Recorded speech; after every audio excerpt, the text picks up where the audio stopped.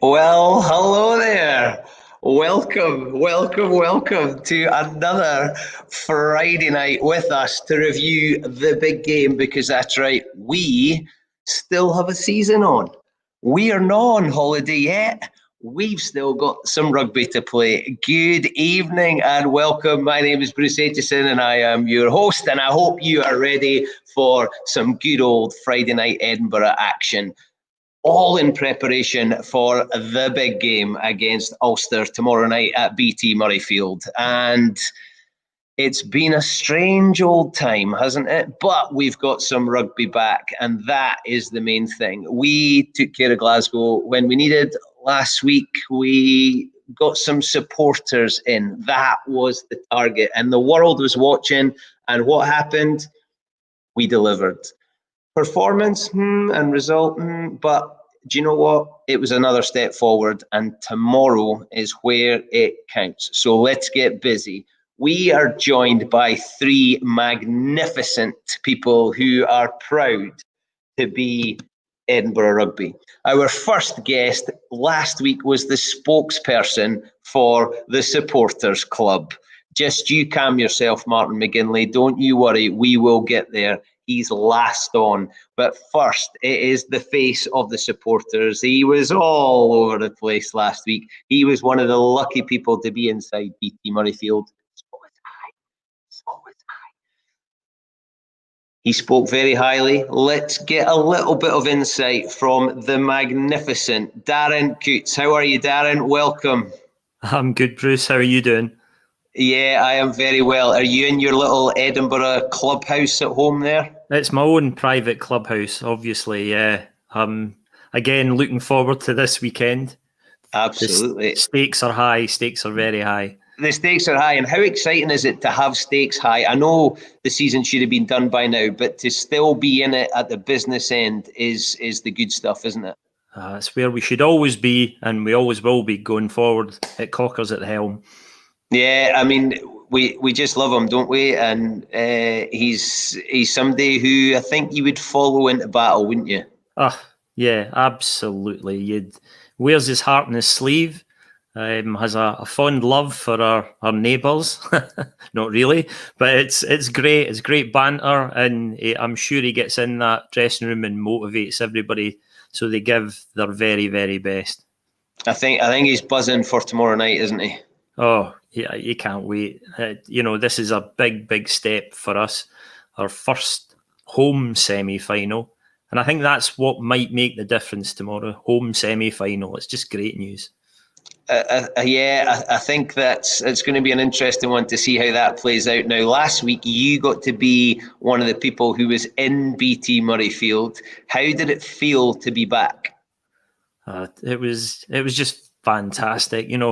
My old friends I normally sit with were there as well. They managed to get tickets, but we were obviously socially distanced, quite far away from each other. But you can always spot us because we have our bright orange wigs on, because that's our little signature when we get a game. So where is your orange wig? Why have you not got your orange wig on? Well, I've not got it on tonight. I'm keeping it for tomorrow. I've got a wee space booked in the Golden Rule pub tomorrow, and a few friends, and we're going to sit and watch the match and enjoy. And for the name drop, there's got to be a pint or two in it for you. Give it a name drop. Never thought of that one. well, let's give it a game. Darren's going to be in the Golden Rule, and he'd like a couple of free beers, please. So there you go. It's the place to be. So Darren, last week you managed to get yourself onto BBC, and not just a tweet. Look at that, BBC breakfast. How cool is that? I know. I ended up doing 4 BBC appearances. I did BBC Breakfast, and then Reporting Scotland I was on, and then I did a section walking into the ground for BBC News sports programme. So they went live to my phone as I was walking into the stadium. And then last but not least, I did the sports report on the 9. So literally as the game finished, they had me on the line, and I was trying to do a wee broadcast as they were trying to usher us out the stadium, but the security were great. They understood, and it was great to do it and be a voice for Edinburgh Rugby and the Edinburgh Rugby fans group, which I'm a member of. And yes, we do know that. We do know that. So am I. Yeah, we've already got Nicola Garforth on saying, "Woohoo, Darren!" Yeah, I mean, she's just fantastic. So passionate about the club. So Nicola and Kirsty set up the group, and then invited quite a few of us to become the admins to help out, because I mean we've got over 1,700 members now on the Facebook group, and say just this weekend we sort of launched the new website, so the Edinburgh Rugby fans website. So I'll give a wee plug for that one, which is edinburghrugbyfans.co.uk. Nice one, beautifully done. I tell you what, it's time can we get this guy an agent? This guy's unreal. So, but there is something that intrigues me about this. So last week you had to do walking in. How hard is it to walk when you've got to think about it? Walk and talk, yeah, I know. It's like you start, like, your coordination goes all over the place. You're like, I walk every day, but when somebody's, good, I love it. And do you know, I got a message from somebody, because I was across on the main stand doing the announcing, and I got a message from a mate of mine saying, it looks like the supporters are ready for a boat race. So I think if we get back, we'll responsibly do a boat race all the way up to the back of the stand and back. Oh, that'd be fun. Darren, it's brilliant to see it, but just a word of caution. Colin Reid says he'll see you in the rule. So if I was you, I'd find yourself somewhere else to go. Darren, you just have a little relax there. Go and find your golden wig, because it's now time to bring in our legend. Now I'll go and find it. You go and find it. Next time you're on, we want to see that wig. So now we are joined by a playing legend. Now, this is a man who is now doing good things in coaching. He's the head coach of our Super 6 team in Stirling, and we'll maybe get a little bit of insight into that. There he is. He's also good mates with a spy in the camp at Ulster, so we'll get a little bit of Jen on how that relationship goes. But this man has played so many games for Edinburgh. He's never worn the burnt orange, but look at the state of that thing on the right-hand side there. That was a good idea at one point, and that's him playing against Glasgow, of course, who went with their traditional black and boring. So we're delighted to welcome the legend that is our centre, our Scotland international. Look at that, his Scotland shirt behind him. Hello, Mr. Ben Cairns. Hello there. How you doing? Yeah, that was they were special days. Those limited edition strips for sure. I've kept them. They're locked up in my loft for sure. They're good ones. And how are you feeling about things at the moment? It's obviously been difficult being a professional coach. How are things going at the moment? Yeah, it's been interesting times being a pro coach with no players to coach for sure. But it looks like we're starting to get things moving again. We're hoping to get our boys off furlough sometime in September, with a view to getting some rugby in before Christmas. So starting to be able to plan, starting to be able to look forward, and yeah, can't wait to get back on the training paddock with the boys. And how do you feel this Edinburgh team are measuring up? Look, I think it's theirs for the taking, isn't it? I think there's been consistent improvement for the last 2-3 years under Cockers, and I think the consistency they've shown through this whole season means they're in a really good spot to kick on in the home semi. Massive for the group to be at home, to be able to treat it like most other games in terms of being at home, being able to get distracted at times from it, and have a nice sort of relaxed build up into the game, so that they're in a really good frame of mind to then go out and put on their best performance. How did you feel playing for Edinburgh? You're obviously a local boy. There'd be a huge amount of pride in it, I would imagine. Yeah, big time. I was a one club man, I guess, in terms of pro career. I didn't really ever want to leave Edinburgh. It was great playing for my home club. I've lived here pretty much all my life. I was born in Leeds. Not many people know that. I don't publicise it too often. Moved up here when I was 1 year old, and been in Edinburgh ever since. So yeah, it was great to pull on the jersey so many times in my home city. Still live in Edinburgh. Love Edinburgh, and still enjoy watching the games as well. How many different places did you have to call home when you played for Edinburgh? We were pretty much Murrayfield the whole time, I think. Didn't experience. I was after Meadowbank and Easter Road. I came in just after that, so it was pretty much Murrayfield the full time. So yeah, all good. And it's an amazing place to play, isn't it? Yeah, class. Like, obviously, it's better when there's a big crowd there. Some of our games were maybe didn't have the best, and that's great to see the sort of fan base now. Big numbers at all the games, but regardless, running out into the National Stadium, playing on that pitch, regardless of who's in the stands, it was special every time I got the chance to do it, for sure, and definitely didn't take it for granted. And being a local boy now, obviously you're coaching at Stirling, but you're very well known for being a Curry man. That's where the roots are. How did it feel representing your club? Did it feel like you were representing almost in a district way, or I would imagine the Curry boys were right behind you? Yeah, I guess for me, yeah, growing up in Edinburgh, I went to Royal High School, and then off the back of finishing school, went up to Curry, played at Curry for 3 years.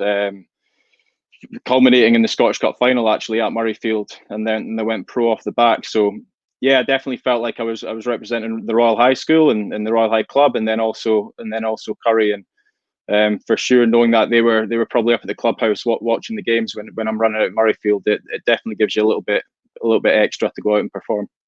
Absolutely, and I know your brother well, Mark. I've not seen him for a while, but he's working hard with his analysis. So you're going to give us a little bit of insight into opponents tomorrow. Yeah. Yeah, Mark's going well with Coach Logic and the platform that they run. And he's taken up the reins at Curry off the back of me leaving to go to Stirling. Yeah, big shoes to fill. That's it. He's doing a good job. He's brought in the old Ted Ali Donaldson back in to help him out as well. So they've got a good group of players and a good coaching group with them. So yeah, I'm sure they'll go well once we get back up and running. And on the analysis side with Ulster, I think it's a really good matchup. I've seen stuff today. Ulster are chucking out that they'll be really confident because they won the last 3 games against Edinburgh. But the last one was in, I think, April 2019. So I'm not sure that counts too heavily. I think the big thing for me with Ulster is, they're a well-gelled team. So they work really hard for each other. You can see that they're invested in working for each other as a group. Got some special individuals that they'll go to. I think their game centres around McCloskey at 12 and 𝗦𝗢𝗪𝗪. They use them for go forward. You'll see a lot of off the top lineouts where McCloskey will carry first phase, and then they'll bring 𝗦𝗪𝗪𝗪 around the corner second phase to get them over the front, over the gain line and on the front foot in the first couple of phases, and then try and expand their game from there.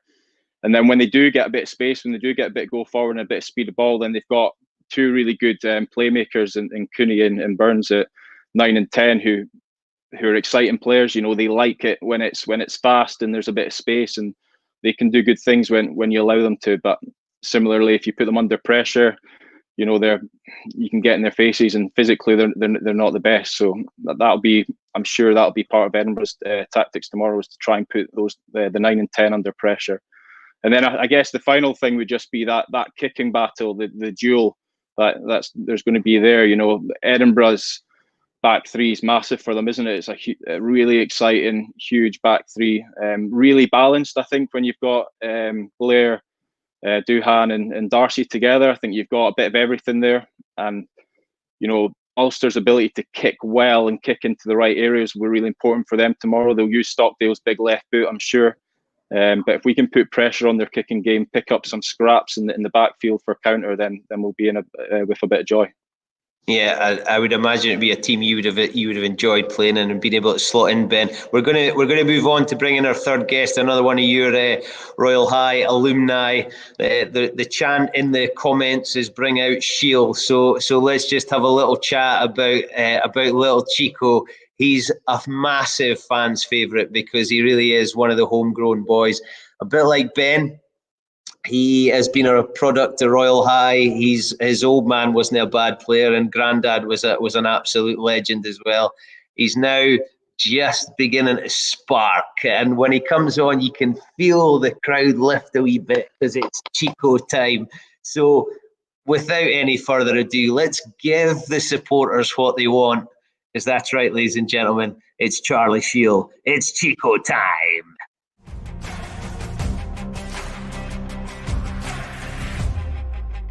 Two and a half years ago. And now it's with Shield breaking up into the 22. He's round his man. Charlie Shield! A weaving run that secures the victory for Edinburgh. Brilliant from Charlie Shield, the 22-year-old with the most important try of his career. Chico! How are you? I'm good, mate. How are you? Yeah, I'm very well. Your mum's not going to come in behind you, is she? Nah, I don't. I live by myself now. Well, with my partner, so yeah. Yeah, okay. So. Yeah, hey, be careful. Be careful. You almost gave it away there. You almost gave it away. Good to see you, Chico. So, how's this week been? Good, yeah, really good actually. I think coming off the back of sort of 2 games against Glasgow, it's put us into a really good sort of place for going into a semi-final this week. And especially obviously it not being the sort of best prep around having 6 months off and then trying to pick up at where we left off when we're just getting going really. But no, it's been really good this week, and I think all the boys are looking really forward to having it tomorrow. So yeah. Yeah, I'll bet they are. So talk us through that period off. We saw through social media channels the boys getting kit delivered to them to train, and boys being inventive about the ways they were going to keep their training going. How did you cope with that situation? I mean, I think for me and a lot of the boys, it's more just sort of getting on with your job. Because at the time we were still sort of like, albeit you weren't sure what was going on and what was going to happen, but I think it was just more getting on with the job really and making the most of it while you could. Whether it was that going out for runs or obviously, as you said, there a lot of boys got a lot of kit delivered to them, especially the big boys getting on the walk bikes and burning the fat that they put on basically in the 6 months they've had off. So. Talk me through the chat on the boys' WhatsApp. 𝗦𝗛𝗢𝗪𝗪 must have taken pelters, did he? Oh no, Muzz is in great shape at the minute. I know he is, but so. there must have been a question mark though. Was he going to go for it? And he has. He's looking great. I saw him last week, and I thought, who's that guy? And then it twigged. It's Big Muzz. I know. You'll see him in the centres next week. I'm sure. Brilliant. So Chico, you do that against Glasgow, a local boy. You know, you've watched Edinburgh. There's a family history there of rugby, and then you get to pluck that one out there, and away you go and score against Glasgow. And from what I can get now, this is a rumour. I'm not sure if this is true or if this is a Murrayfield myth, but supposedly Cockers was shouting, "Phases, keep it tight," and then Chico's in away at the other end, scored a try. How did that feel? No, it was pretty good, to be fair. We've done a lot of work about sort of when the ball's turned over, about shifting it and moving it to the space. So to be fair, it's credit to the boys. I was just sort of at the end of it and managed to somehow get there. No, stop! Whoa! Stop with that rubbish. We're not having any of that media trade. That was the boys. Chico, that was all you. That was all you. Yeah, I mean, I was one of those ones that you made a break and then wasn't really expecting it, and then you were expecting someone to tackle you, but you just kept going, and then eventually got to the line. So yeah, it was good. There's so much in that clip I absolutely love, because there's no way that pass was for you. Nah, I don't think so. It was for Bill, but I think he's done enough. I was like, right, I'll give Bill a break, and then. So there's the first bit. You pluck that ball out there and it's not for you, and you're away. You then, it almost felt like, just like you said, you looked like you thought you were going to get tackled, and you just kept going, and you got quicker and quicker, and then you go around some Glasgow defender, who knows who he was, and then you've got 𝗦𝗛𝗢𝗪𝗪 coming across, and just the wee show, and then you're in and you touch it down. And then my favourite bit is, and it's something I can't do, not that I ever scored a try, but as soon as you touched it down, what did you do? Well, I actually got winded, so I was lying on the ground in pain after that for a good wee while, but yeah. But then you got back up and you fixed the hair. Oh yeah, of course, you have to. And Chico, I am told that you've got a little sideline going. Is that true? A little sideline? A little sideline. Right, yeah. It's Chicos Barbers. How did this start? Well, to be fair, I was like, I wasn't really the most intelligent or academic in school, to say the least. So, I mean, for me, I think I love playing rugby, and it's doing something that you enjoy. So, for me to do this on the side, it sort of keeps you sort of in touch with the boys, and and being able to sort of keep your hands on. That suits me. So how did that start? Doing it for mates at school, or doing your own hair, or? No, I did a course. Must have been a couple of years ago now. It was like a sort of college degree course that you basically go in one night a week, and you'll bring a model in with you, so one of the boys or whatever, and then you basically learn how to cut hair on them. So yeah. Right. Talk me through the Edinburgh players you took in as your model. Well, this was before I was like properly in with Edinburgh, so it was more a few of the Curry boys and stuff like that. So, but yeah. Come on, give them a name check, because they're going to love that. What boys did you take in? I'm pretty sure I had Luke Crosby. He was one of the first few in. A few boys from Curry, a guy called Cammy Gray, Cammy Hutchison, and stuff like that. So yeah. Those boys must trust you. You must be a good guy if they are willing to come in. So Ian Wallace, who was on for the last time before we thumped Glasgow, and he's saying, Chico, which teammate's hair would you like to fix? It's got to be Schumann, hasn't it? It's got to be Pierre. I don't know. I don't know. There's some sexy locks in that. To be fair, you can't really go touching them. I don't think anyone. Everyone's got pretty decent lids in the team, I think. So maybe myself. And are you charging? Nah. No. All right.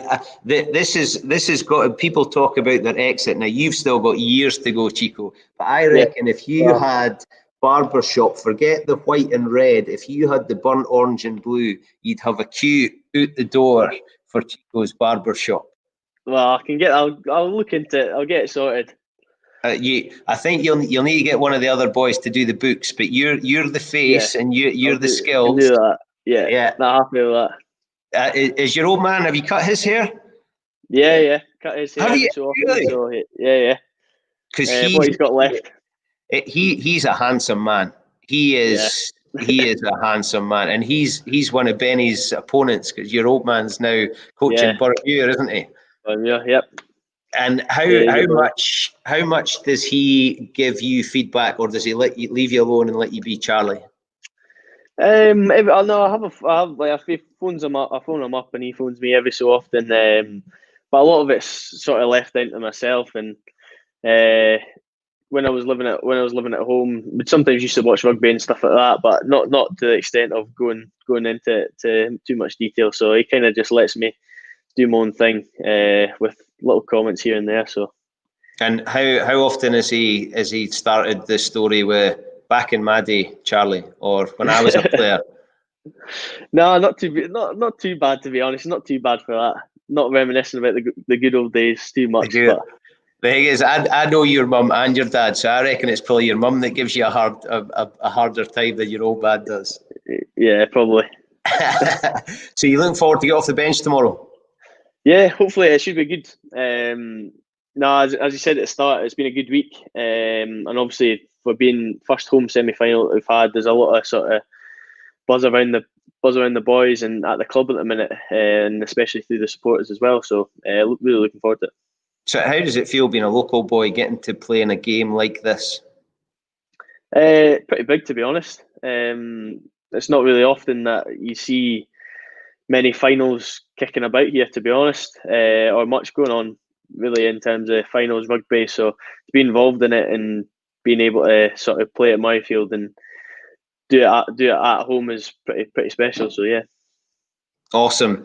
Chico, brilliant to have you with us. We're going to bring in the other guys and have a bit of a chin wag. So let's get to Darren, because I reckon Darren's a bit like me. He's a bit of a fanboy. Darren, oh yes, there you go. Right, Chico, what would you do with that? Leave it as it is. I know. Yeah, so sometimes you just can't improve perfection. You just Exactly. gotta let it be. You just gotta let it be. Darren, how exciting is it when we see Chico coming off the bench? Electric. It's brilliant, and people are waiting for it. You're right. There's that anticipation because you just never know what he's going to do next, and that's the magic, and that's what you need in a number 9. You need magic.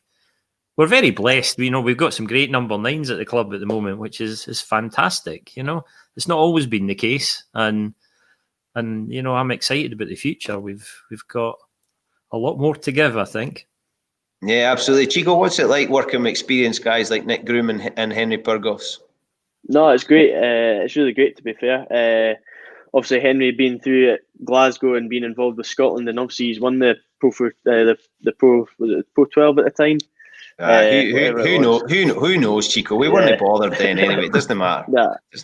And Gumi having a bit of experience from sort of other parts of the world and being involved in South Africa and all that sort of stuff. So it is really good to have them beside you and learn off them, get new tips and everything, pretty much every day of your life. So and watching them at the weekends and stuff as well is great.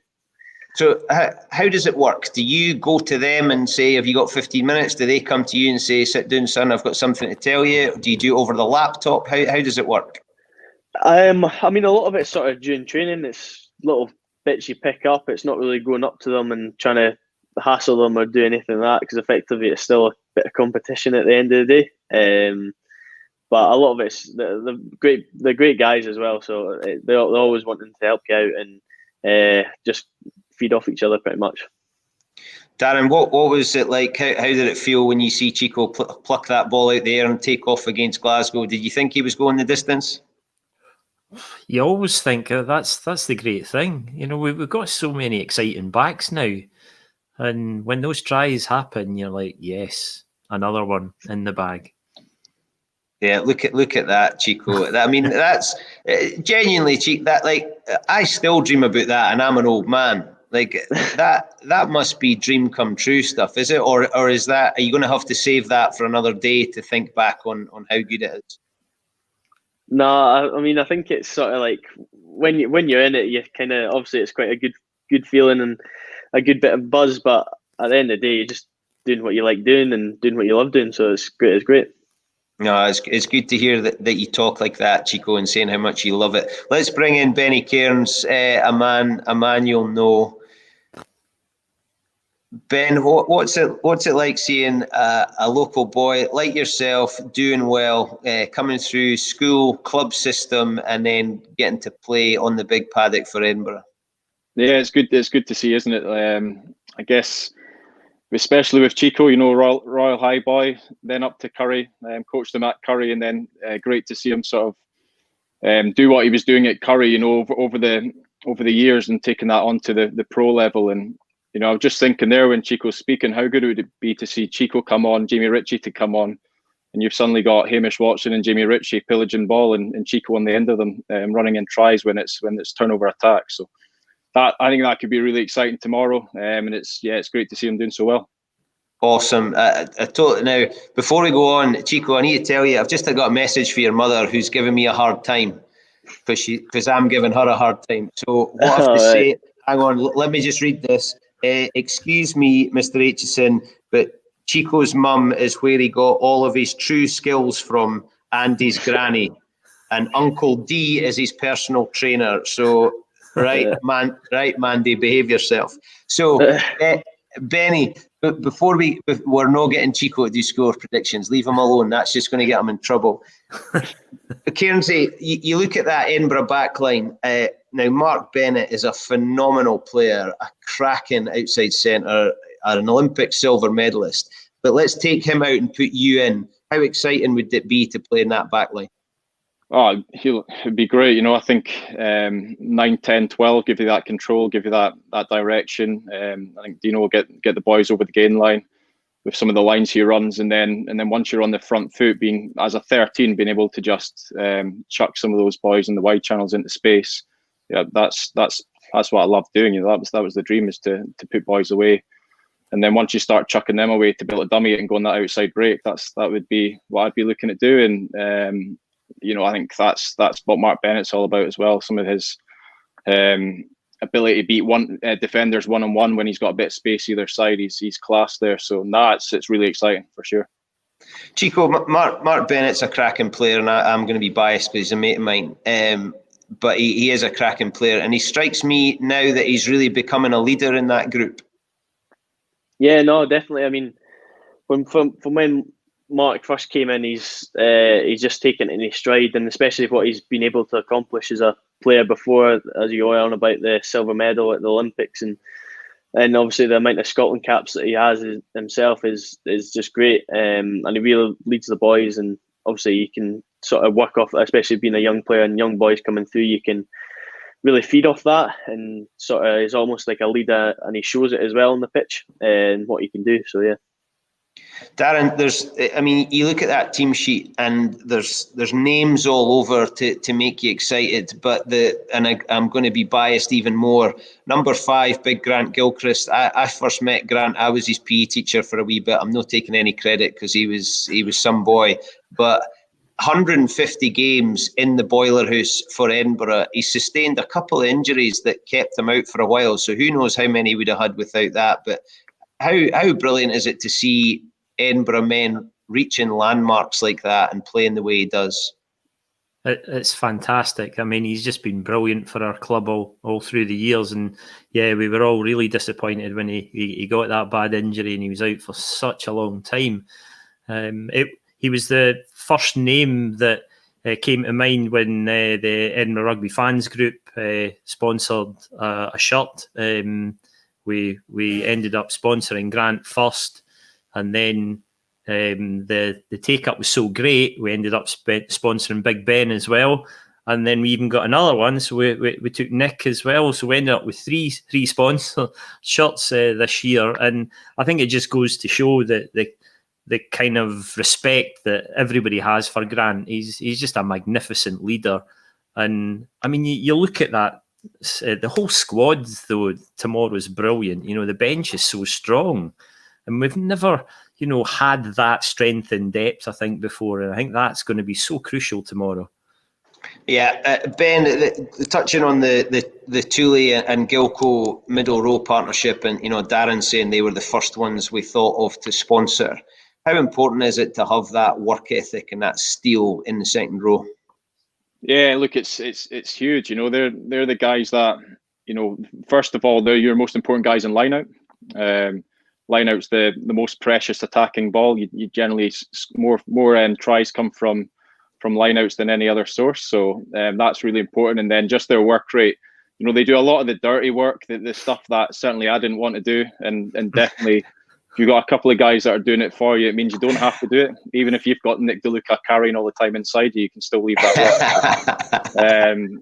Yeah, no, it's great to have them there. You know, 𝗣𝗥𝗘𝗪's obviously he's an Edinburgh legend now, isn't he?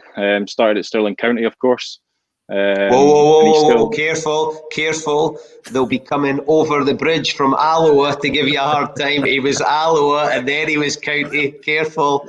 Any time. It's the same with Sean Kennedy. Anytime I say they're County boys, I get a bit of grief from the Alloa crowd. Quite right. Yeah, came through County. Still comes and watches County as well. Well, I don't know when he last went to watch Alloa, to be fair, but he definitely comes and watches the County games. So, yeah, it's great to see him going so well, and you know, he's a bit of glue to that Edinburgh team, isn't he? Yeah, and a leader. Charlie, I don't think you'll spend much time in the corner with those two, do you? It'd be pretty dark in there. No, to be fair, they're great boys, and especially 𝗣𝗥𝗘𝗪, he gets in amongst it, and boys absolutely love him and Benny. So it's great to have them in the team just for a bit of crack every so often as well. So yeah. 𝗣𝗥𝗘𝗪's just a big dafty, isn't he? He's just a big cracking guy. We love 𝗣𝗥𝗘𝗪. Here's a question, Ben, from Brian Dunn. Put yourself in Cocker's shoes. What have you been saying to the guys this week, and what would you say pre-game tomorrow? Yeah, look. Hang on a minute, Ben. Hang on. Look at that profile picture. Brian Dunn, what are you up to? What, that is right, Brian. When Ben's finished this, we need to know what on earth you're doing in that profile picture. Right, Benny. What have you been saying to them this week, and what's the pre-game chat? I was thinking about this earlier, actually. Like I always felt for big games, you almost wanted to treat it like any other game. There's enough build up around it already. There's a lot of hype, but actually for a group of players, you want them to do what they've done every other week to get a consistent performance at the weekend. So if I was Cockers, I'd be trying to dull it down, which I guess he's done in the media a little bit, saying Ulster are the favourites and they'll be expecting to win. I think that's a good thing. And then in terms of training, I wouldn't be trying to change too much. You know, I think I've definitely been involved in groups, and you know it's a big game because suddenly like the balls are pristine and the kit's been laid out differently, and they've put gazebos up in case it rains and all this kind of stuff, and you're like, just treat it like another game. I don't need to know what's happening at the weekend at this moment in time. You know, just treat it like any other game. Get through the training week the way you need to get through it to be able to perform at the weekend, and then go and do what you've been doing all season. I love it. If they bring out the gazebos, it's special. That's it. They had a gazebo to keep I think it was a GPS unit, to keep them nice and dry and the computer nice and dry. And that only came out maybe once or twice a season. It was normally the big Heineken Cup games. So, right, keep the gazebo inside. Right, Chico, has there been any sign of gazebos at training this week? We need to know. Nah, it's actually been quite quiet. Yes. See, Ben knows. That's the way to go. Brian has been growing onions. They go well with Shuey's boerewurst. Well done, Brian Dunn, you absolute crawler. Shuey will be posting some of that to you now for that little shout out. Well done, Brian Dunn. Right, we cannot have an Edinburgh chat, and I cannot believe we've not mentioned his name. We could, I mean, as we've said about the squad, you've got Suz at loose head, you bring on Schoeman. I mean, you wouldn't want to be a tight head. Rambo as captain, legend, what a leader. You got a back row, a big Maggie, Hamish, who just blows my mind. We'll get to him in a minute. But big Bill, Mata, Cairnsey, let's start with you. What do you do with a player like that? You just let him play, don't you? You don't fill his head with anything, that's for sure. You just go and let him play, and you know, guys like Ben, Toolis, and Gilco allow that to happen. I reckon. You know, they do all the graft, they do all the hard work, and that allows Big Bill to stay in some wide channels and getting a bit of space. And as long as Chico doesn't poach the ball off him, then he gets a run in those wide channels. So nice. Yeah, looking forward to that. And you know, if you can get some mismatches with him running at the likes of Burns and Cooney at that 9-10 channel and get his loading game off the back of that, then we'll be in a bit of space for sure. Darren, it's brilliant to have hometown legends like these two on the screen with us, but when you add the class of Bill Mata, I mean, we get excited when Chico gets on ball, but when Bill's got that one paw on the ball, it's something else, isn't it?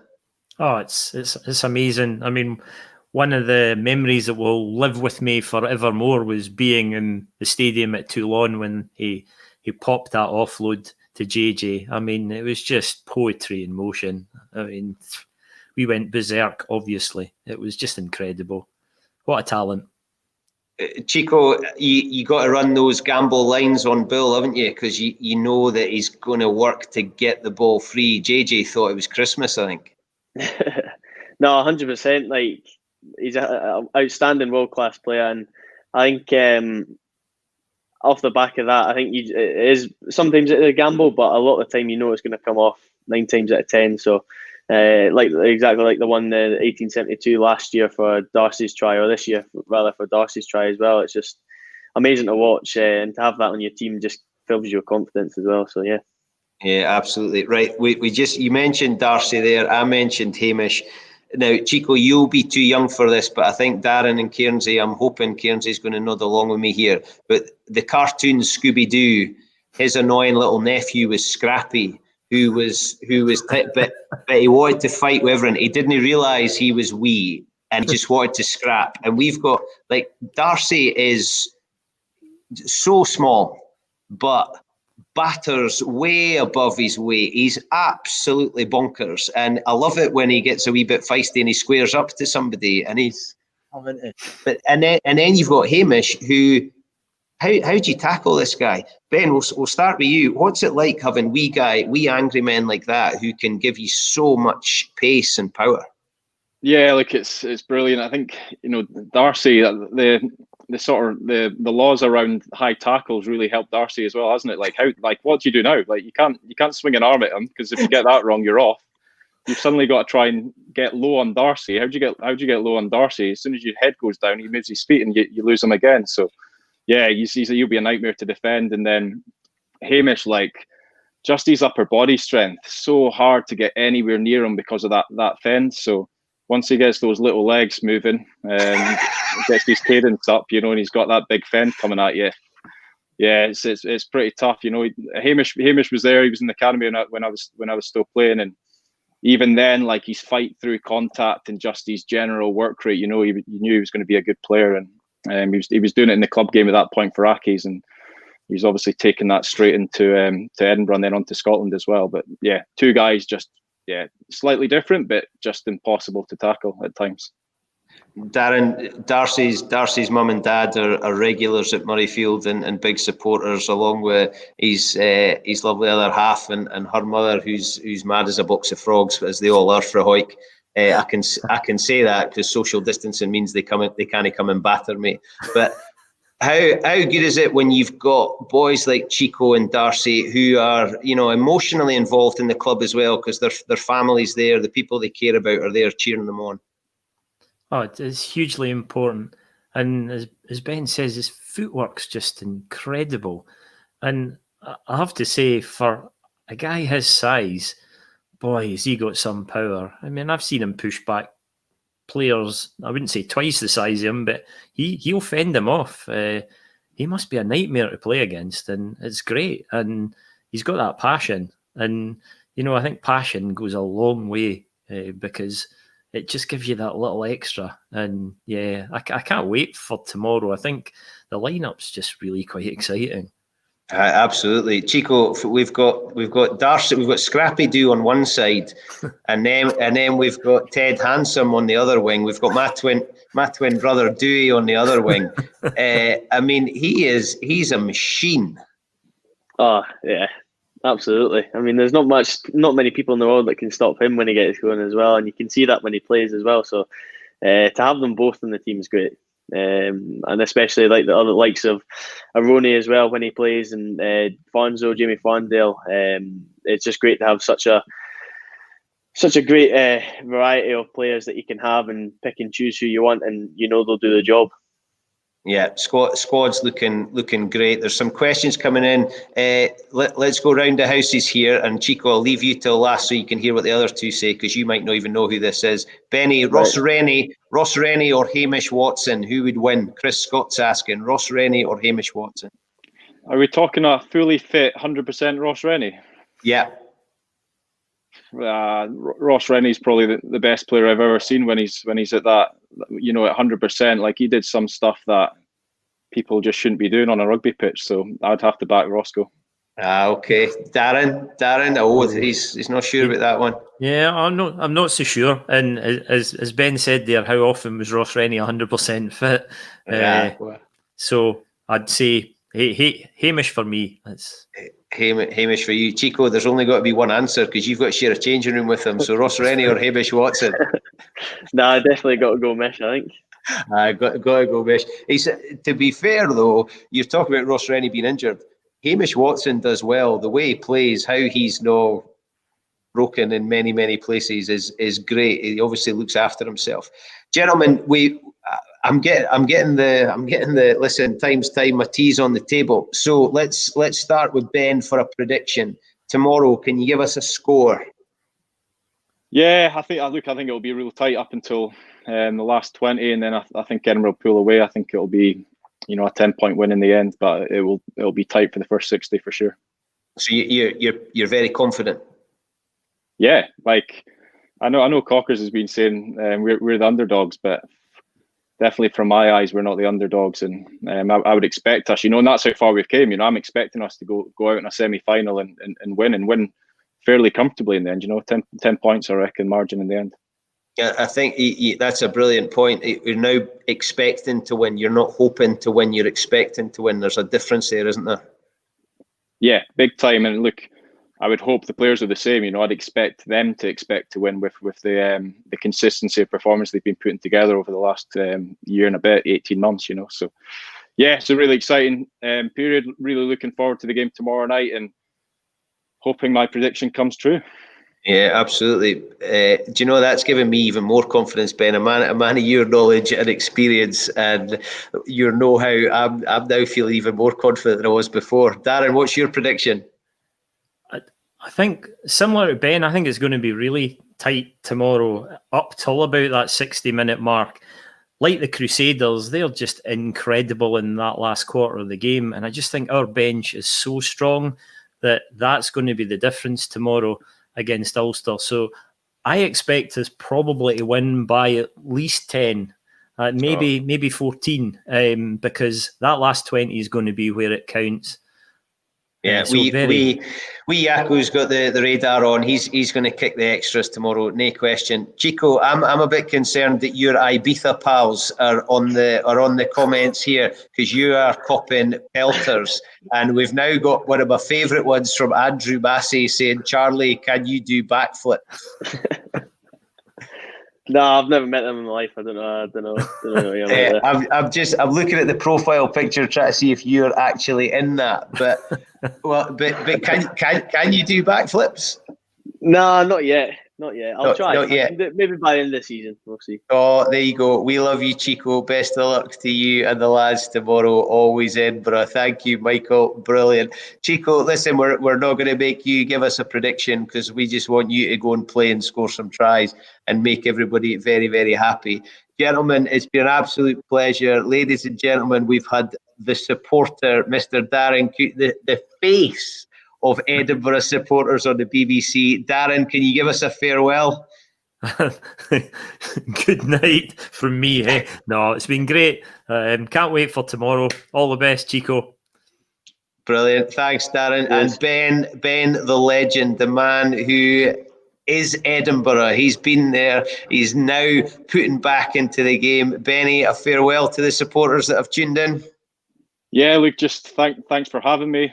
And yeah, all the best for tomorrow, Chico. I'm sure it'll go well, as I've said already, so all the best. Yeah, absolutely brilliant, Ben. Thanks very much. It's been fantastic to see you. Chico, you're a fan's favourite. It helps being ridiculously good looking. And I think you get that for your mother. I'm not sure that's from Sheesh. But it's been brilliant to see you. Everybody's willing you on to do well. We're so pleased to see the journey you've been on. Have you got a message for the supporters before you disappear for your tea? No, obviously, thanks a lot for. Obviously, I know you can't get to the games and stuff right now, but it means a lot of knowing that you guys are still supporting us even when you're not there. And we'll hopefully do one over for you tomorrow. So, yeah. Brilliant, Chico. We are absolutely behind you, and please pass on everybody's best to the lads when you get a chance. Great to see you, gentlemen. Thank you very much for coming in to share your Friday evening with us. Thank you. Cheers. So, ladies and gentlemen, that brings us to the end of another big Friday night in with Edinburgh Rugby in preparation for what is fast becoming one of the biggest games in the club's history. We've got the 1872 in the trophy cabinet, and now we've got some eyes on a bigger prize. Thank you very much to Principal and Prosper for bringing this to us. Thank you to the media team who continue to do great things, to Stu and his team, and Jimmy Vid, who's behind the scenes pressing the buttons. Thank you to Darren, our supporter, who we've no doubt will be enjoying himself in the Golden Rule tomorrow. To Benny, who is an Edinburgh legend, and what a great guy and fantastic analysis. Of course, the Chico Shield, who's your favourite and my favourite and everybody's favourite when he comes off the bench and sparks things. Have a great Friday evening. Make sure you tune in tomorrow. I feel very, very lucky I get to be there. I can talk in an empty room as I am displaying now, and I get to announce in an empty stadium tomorrow night. So lucky for me. I'm really looking forward to it. What a great opportunity to make some history. Thank you for tuning in. Your support is absolutely magnificent. The club would like to thank you for everything you've done through what has been a difficult time.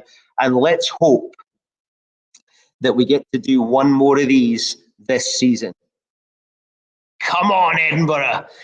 All the best and enjoy tomorrow night and have a great weekend. Stay safe, people. Thank you very, very much. My name is Bruce Aitchison, and we are always Edinburgh.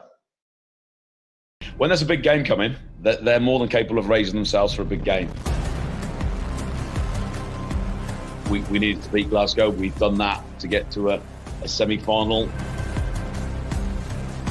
Prepare as well as you can, work as hard as you can, whatever it takes to win the game. When opportunities arise, we take them. We've got a lot of guys that have played a lot of rugby, and it's time for us to step up. Genuinely, we feel that if we get this right, we're good enough side to beat Ulster. We'll just take it full on, not worry too much about history, and make sure that we get the 80 minutes right on Saturday.